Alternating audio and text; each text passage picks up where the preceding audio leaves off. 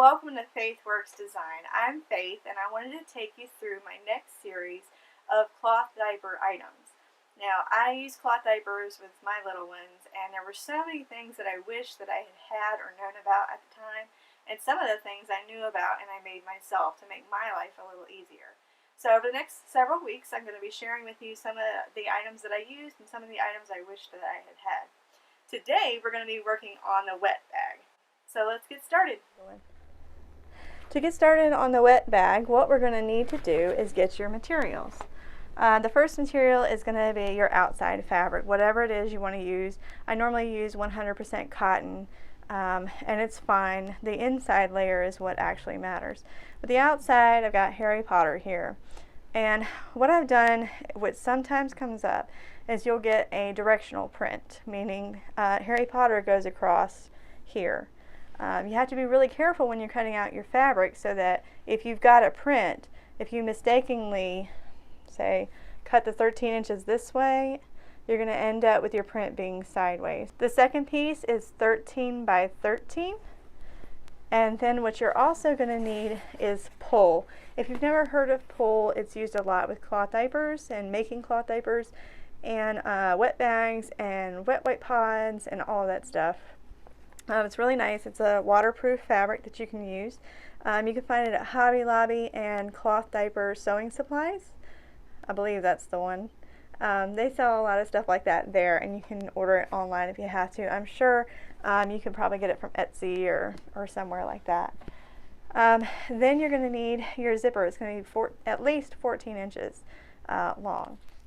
Alright, well the very first thing that you're going to do is grab your pull and make sure that it's the shiny side up, 13 inches going this way. The next thing that you're going to want to put in the sandwich is your zipper. Now, when I refer to the right side of the zipper, this is the side that I mean, the side with the pull. And the wrong side is the back side. And that way you guys will know when I say the right side to right side, back side to back side, that way you'll know what I'm talking about. So the right side of the zipper goes right on top of the pull, so that the right side of the zipper is facing you. Then you're going to grab your fabric, and the print is going to be facing you. So the direction you look at is the correct direction, not upside down. But make sure that it's going the right direction. Now we're going to put right side of the fabric to the right side of the zipper on top of the pull. The next thing you're going to do is you're not going to grab your pins. I know. We're going to have to do something a little different. Someone came out with these amazing clips, and I actually got them because I'm a quilter, but I use them all the time for my cloth diaper sewing stuff. Pull, you cannot put pins in them because that makes holes in the pull, and therefore it doesn't do what it's supposed to do because it's got holes in it. It's a waterproof fabric, so you want to keep all the water out. So you're just going to go through and clip on the top.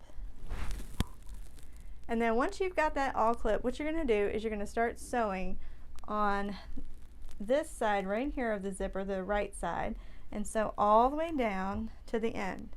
And then we're going to stop there. I'm going to take you to the sewing machine now and show you what I'm doing. Alright, now once you've gotten your zipper foot on, which hopefully you can see that, you're going to be sewing down this side of the zipper on the right side. Now I've already done that and had to redo it because my video quality was stinky. So I'm going to do it again so you can see me do it. Just make sure that it's on the right side, and here we go. Make sure you backstitch.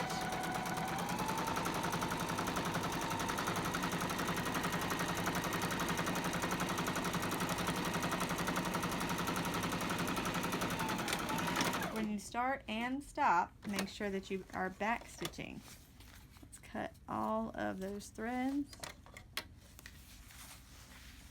Okay, so it's done like that. Now I'm going to scoot you back. So hopefully you can see what I've done. Now you're going to flip it inside outwards so that it looks like that. That's going to be the front part of your bag. And so you can see Harry Potter is going to be facing in the right direction because we did it right the first time. Now, what you're going to do next is called a top stitch, we want to put a top stitch up here so one, it looks nice, and two, it holds the pull in the fabric down out of the way and doesn't get caught up in the zipper. So when you're sewing, make sure that you're holding your pull out of the way, because sometimes it can kind of want to sneak up on you and get underneath of your zipper, and then you could be sewing it down and it'll just be in the way of your zipper and you won't be able to get it undone. And trying to take stitches out of pull is a butt. So take a lesson from somebody who has already done that. Don't do it. Alright, now we're just going to sew this up for you. Make sure as you're sewing that you pull this on. You cannot use pins to keep this stuff out of your way. So you're going to have to just use your hands, go slow. Why are you acting goofy?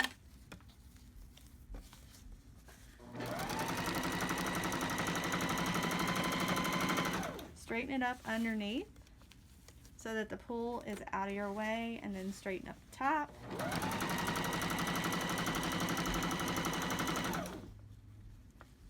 It'll look really nice on both sides.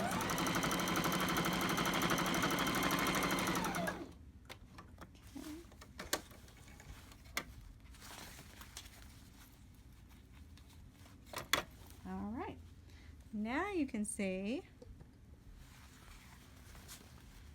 the top stitching on the top and the inside, which looks really nice. Now we're ready to move to the second part of the cloth diaper wipe bag thing.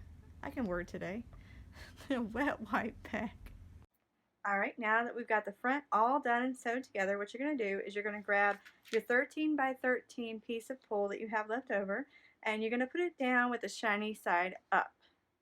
Then you're going to lay shiny side to shiny side together with your print facing you, and get them as close together as you can. Now, this is really important if you have a directional print.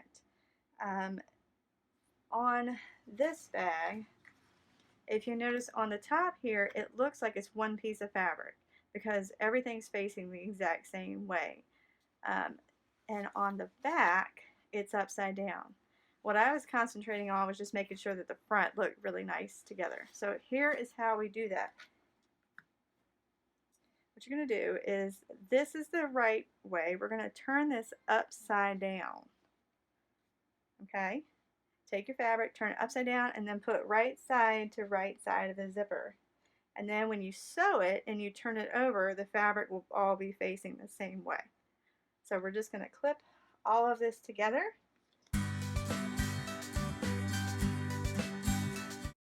Okay, so I know zippers can be a little daunting, but we're going to be doing a lot of them in the next several videos, so we're going to have to get the courage up to just do it. Grab your zipper foot that came with your sewing machine, most likely you have it. Put it on either side. Mine can do either side. Right now I've got it to where I can sew down the right side of my zipper.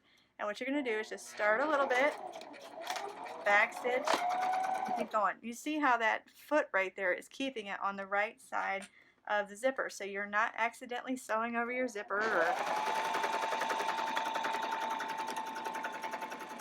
It acts like a nice little guide to keep your zipper going right where it's supposed to go.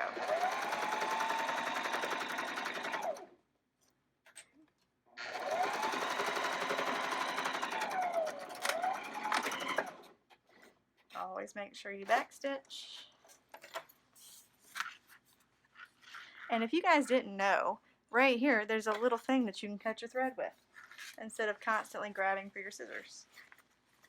Alright, so just like we did with the top half, the back half we're going to have to do top stitching as well, which means get the pull out of the way, and we're just going to top stitch all of this. And I'm going to put my string underneath my foot so it doesn't get all jazzy snazzy on me. Where did you go? Alright. Don't get sassy. Now, when you're just top stitching, you do not have to back stitch. It just makes it pretty. We're just making it pretty on the top.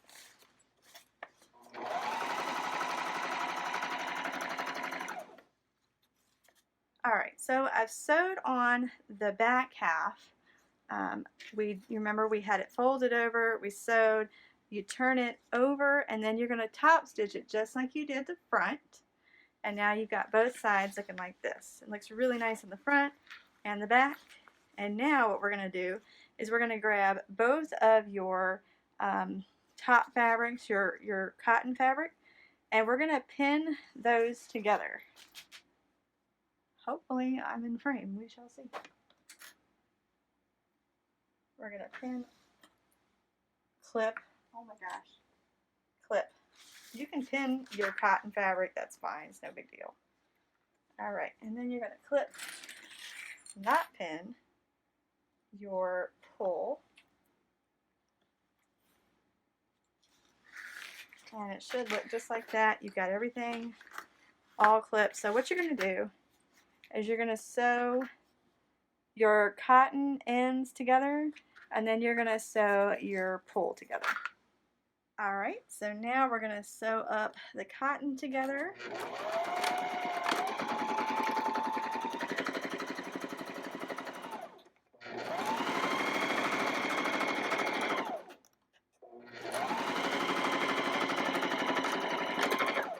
Alright, now we are in a pandemic, and there has been a shortage of thread, so we are going to chain piece this together. And this is what quilters do when they're trying to save some thread. Instead of pulling all this out, cutting the string, and then putting this on and having new string on the end, we're just going to sew it right behind one another. Not sew them to each other, but it's right up behind it.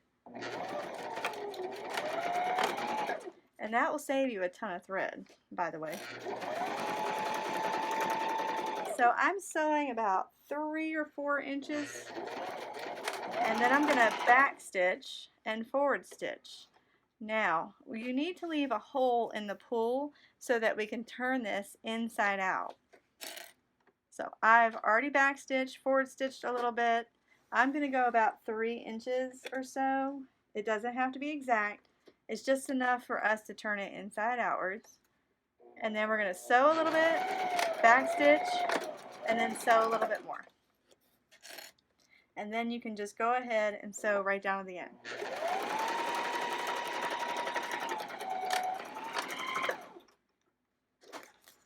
See all that string that you have to pull out when you're doing stuff? I just saved you a bunch of string. It's called chain piecing, and it's pretty cool. And it saves me thread during a pandemic, so we're going to go with it. Alright, so you can see that there's going to be some strings here too. You just cut those off. And you're going to have your hole here so that when we go to turn it inside out, you have somewhere to put everything through. Now we're going to put this together. You have quite a little sandwich going on here. Let me see if I can move you guys without turning it off. And you can see everything. Yay! Alright, scooch it down a little bit. Okay, so here's the first thing we're going to do after the camera stops wobbling. You're going to look for, let's see, that's the 13-inch side. This is the 15-inch side.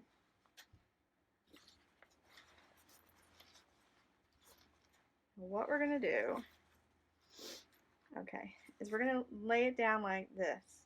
Your 13-inch piece is going to be facing you. So let's open it up again so you can see what I did. So your 13 is going to be here, 13 is going to be here. And what you're going to do is you're going to take your hands like this. I normally try and get like an 1.5 inches or so up. It doesn't have to be exact, and after you move it, you can actually just adjust it all you need to. And I lift it up and then lay it back down. And you can measure, you can guesstimate, that's about 2 inches. So I'm going to do it again just because I'm anal and I got problems. Okay, so you're going to get it about 1.5 inches, give or take. And you're going to lay it flat. Now what you're going to do is you're going to clip all the way down this side and all the way down this side so that it doesn't move, for one. And if you notice, you've got your zipper here. I put a clip on each side of this zipper. Now I'm going to go ahead and clip everything first, and then I'm going to come back and I'm going to take the zipper and open it up till right about here so that we can actually get into our bag. Because if you sewed it like it was right now, you wouldn't be able to get the bag. The pull would still be right here. So you're going to have to open this up. And normally I would do it like halfway.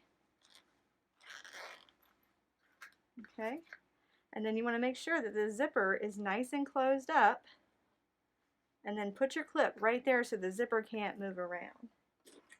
And then I'm going to clip the rest of this.